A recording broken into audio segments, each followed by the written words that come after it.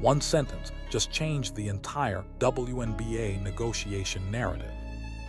Caitlin Clark casually talked about the 2026 season like it was already locked in, not as a hopefully, not as a we'll see, as a guarantee, and that matters more than most people realize.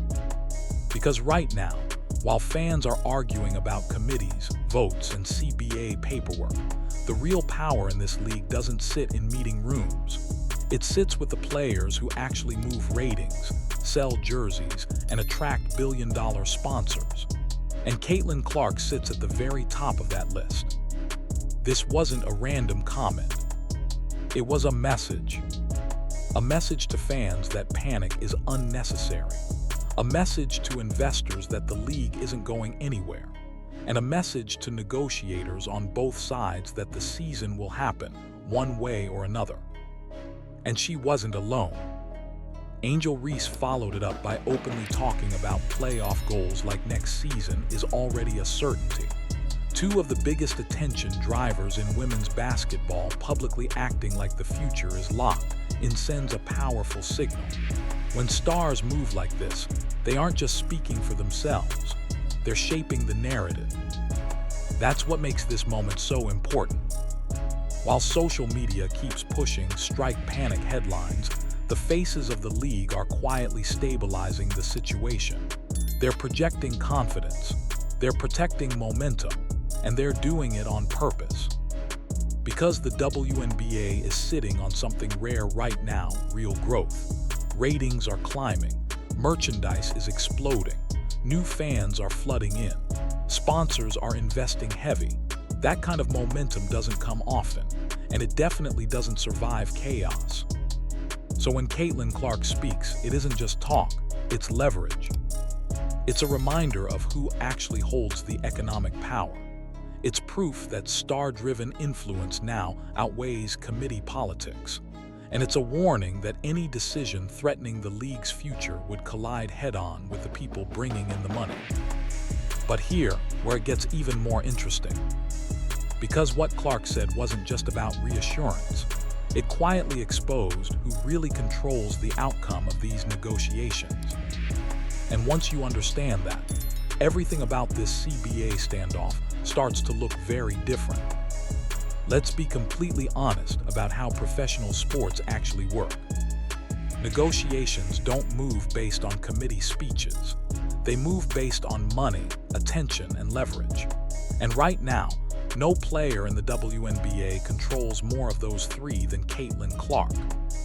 She isn't just another star. She's a traffic driver, a ratings magnet, a walking sponsorship pipeline. Every game she plays shifts broadcast numbers. Every jersey drop with her name on it spikes sales. Every clip of her shooting from the logo goes viral within minutes. That's not hype, that's measurable impact. And when a single athlete moves the business needle that hard, their influence extends far beyond the court. This is why her voice carries more weight than most people want to admit. Because networks care about viewership, sponsors care about visibility, brands care about return on investment, and all three have been tied directly to Caitlin Clark's presence. That puts her in a rare position. She doesn't need to sit in CBA meetings to shape outcomes. Her existence inside the league already does it. When she publicly signals confidence in the season continuing, it calms sponsors. It reassures broadcasters. It stabilizes fans. And that stability becomes pressure, quiet pressure, on every side involved. And it's not just her. Angel Reese, Aja Wilson, Sabrina Ionescu, Paige Buchers. These players form the second tier of influence. Together, they control the narrative energy of the league. But Caitlin sits at the center of the current growth wave. That's why her words hit differently. That's also why what she said next raised eyebrows across the basketball world.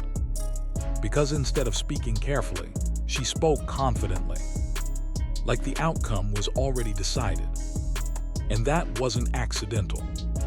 When Caitlin Clark talked about the 2026 season, it wasn't framed as a possibility. It was framed as a fact. No hesitation, No uncertainty, just casual confidence that the league would be back, operating and moving forward. That detail might sound small, but in the middle of tense CBA negotiations, it's massive. Because words like that don't exist in a vacuum. They shape perception. At a time when social media feeds were full of strike incoming, panic, and speculation about canceled seasons, Clark's tone cut straight through the noise. It reframed the conversation from fear to certainty, from chaos to continuity. And then Angel Reese followed up. She openly talked about playoff goals like next season was already locked in, not as motivation talk, not as hype, as an expectation.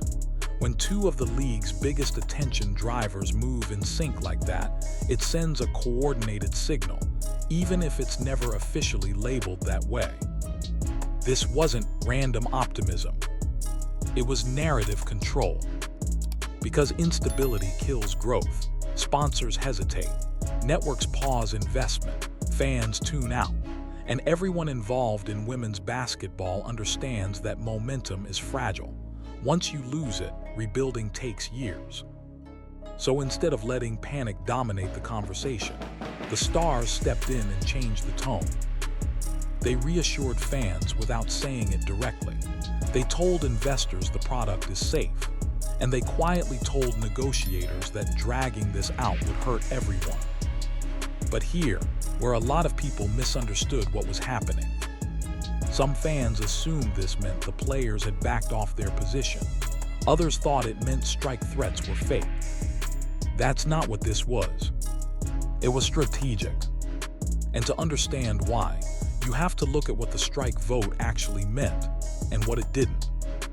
When news broke that players overwhelmingly approved strike authorization, the internet ran wild. Headlines made it sound like the season was about to disappear overnight. Fans panicked. Commentators jumped to worst-case scenarios. But the reality behind that vote is very different from how it was presented. A strike authorization vote isn't a promise to walk out. It's permission. It's a tool that gives the players' association leverage at the negotiating table. It tells ownership, if talks completely fail, we're unified enough to take action. That's it. It doesn't mean players want to shut the league down. It doesn't mean stars are preparing to cancel seasons. It means the union now has a last resort option in its back pocket. And that distinction matters. Because destroying your own momentum is never the goal. No player wants to be remembered as part of the group that stalled the fastest-growing era of women's basketball. No superstar wants to explain to sponsors why games disappeared right when interest peaked. That's why Clark and Reese speaking confidently about the future fits perfectly into this moment. It balances pressure with stability. The union applies leverage behind closed doors, while the stars keep the public narrative calm. That combination protects growth while still pushing for better terms. It's chess, not chaos. And this also explains why the league hasn't panicked publicly. Everyone involved understands the economics at play. They know ratings are climbing. They know merchandise is moving. They know new fans are entering the ecosystem. Nobody wants to press the nuclear button. But there's another layer most fans don't talk about. Because while the league and the union negotiate, there's a powerful third player sitting quietly in the background. And that player doesn't wear a jersey. While fans focus on players versus owners, there's another force shaping these negotiations behind the scenes. Nike. They're not just a sponsor. They're a financial engine tied directly to the league's biggest star. And right now, no athlete in women's basketball carries more brand weight than Caitlin Clark. Nike didn't invest in Clark for highlight clips. They invested because she moves culture. She moves product. She attracts younger audiences. And most importantly, she delivers return on investment. That's why instability is bad for business. A canceled season doesn't just hurt ticket sales. It freezes merchandise pipelines. It disrupts marketing campaigns, it delays product launches, and it forces sponsors to rethink long-term strategy. Brands hate uncertainty more than bad headlines. And this is where rumors started circulating. Online buzz suggests Nike is preparing a massive rollout tied to Clark's signature line, possibly even timing it around one of the biggest advertising stages on the planet. Reports claim this reveal could happen during a major national broadcast window. Now, to be clear, that's speculation. But even the idea of a company spending that level of money tells you everything you need to know about expectations. You don't drop 8-figure marketing campaigns if you're worried the league won't exist. Nike's behavior sends a quiet signal to everyone involved. The WNBA is not being treated like a temporary experiment anymore. It's being positioned as a long-term growth asset. And when corporations this big place strategic bets, they don't sit back and watch chaos unfold. They apply pressure, behind closed doors, through contracts, through partnerships, through influence that never makes headlines. That's why the tone coming from league stars matters so much. Clark projecting certainty protects Nike's investment. Reese reinforcing future goals stabilizes sponsor confidence. It's all connected. And when you zoom out, this becomes bigger than one CBA cycle. Because the future of women's basketball isn't being decided by one meeting. It's being shaped by money, visibility, and platform dominance. Which brings us to the uncomfortable reality for players who think they can simply walk away. Because the alternative leagues aren't what many people think they are. On social media, it sounds simple. If players don't get what they want, they'll just go play somewhere else. But in real life, that option doesn't actually exist the way people think it does. Yes, alternative leagues are popping up. Yes, exhibition circuits and off-season competitions are growing. But none of them come close to offering what the WNBA provides: national broadcasts, major sponsorship pipelines, historic rivalries, and mainstream visibility. The numbers tell that story clearly. Some of these newer leagues struggle to pull even a fraction of WNBA viewership. Even when big names appear, the audience spike is temporary. The attention doesn't stick, and without sustained eyeballs, money doesn't follow. That's the part fans ignore. Exposure is currency. Players don't just play for salary. They play for brand value, endorsement leverage, and long-term career growth. The WNBA is still the central stage where all of that happens. It's where Nike invests. It's where broadcasters commit resources. It's where stars become household names. That's why the idea of a mass exit has always been unrealistic. Even elite players understand this. Paige Buchers, Angel Reese, A'ja Wilson, Caitlin Clark. Their value multiplies because of the WNBA platform, not in spite of it. And that's why no one actually wants this season to disappear. Not the players, not the sponsors, not the networks, not the league. Everyone has too much invested. Which is exactly why the upcoming season is being talked about with so much confidence. Because what's coming next isn't just another year of games.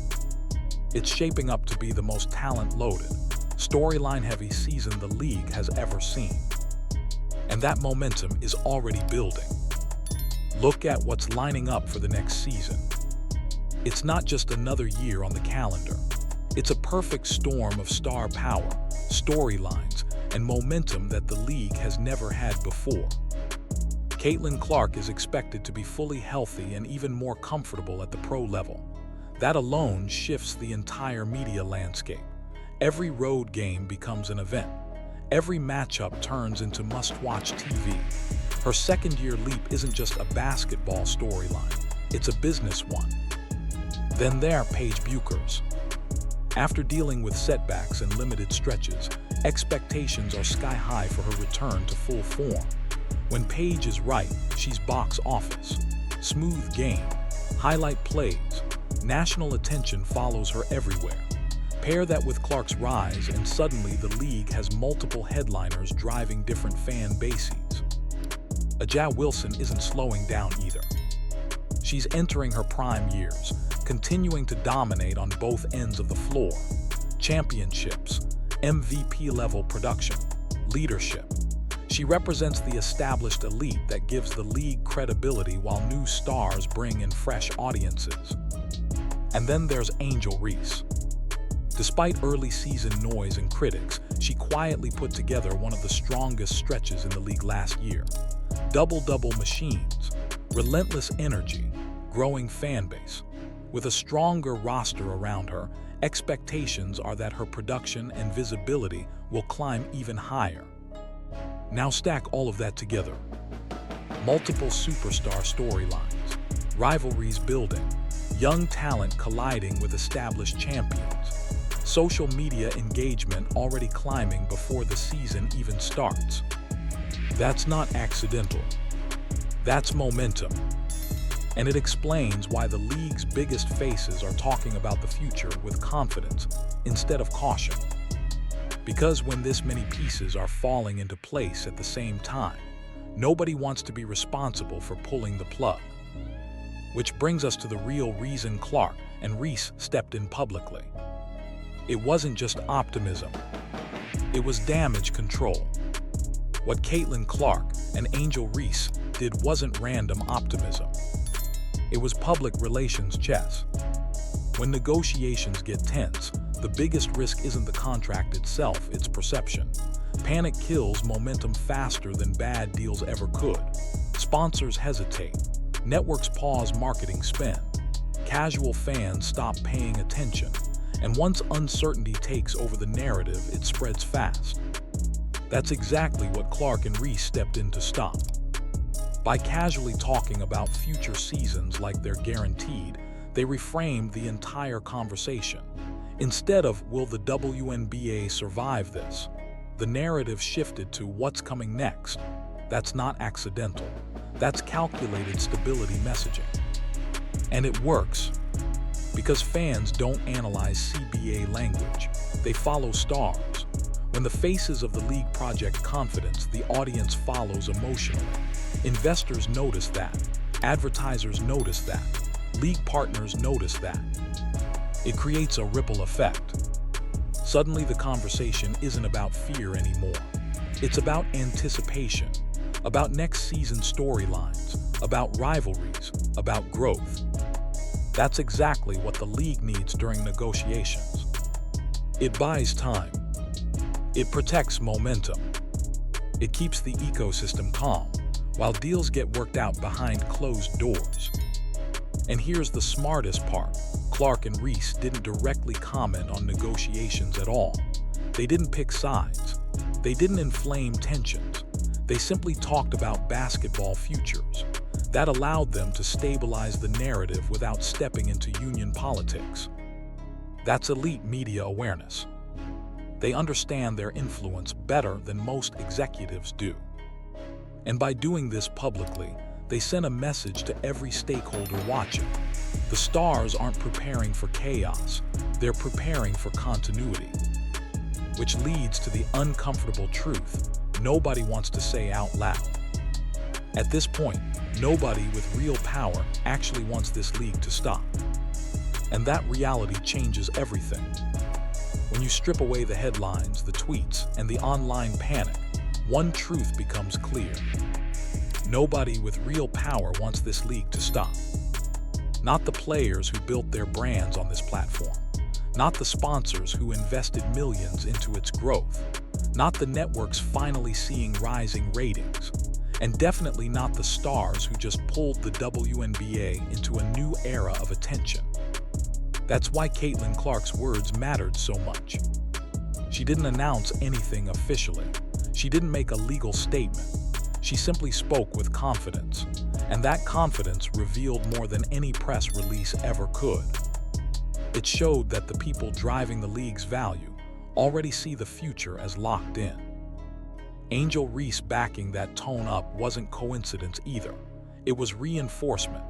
Two faces of the new generation quietly telling fans and investors the same thing. The momentum isn't slowing down. And momentum is everything. This league finally has what it's chased for decades: mainstream attention, cultural relevance, and corporate belief. That kind of growth doesn't get thrown away over short-term conflict. It gets protected.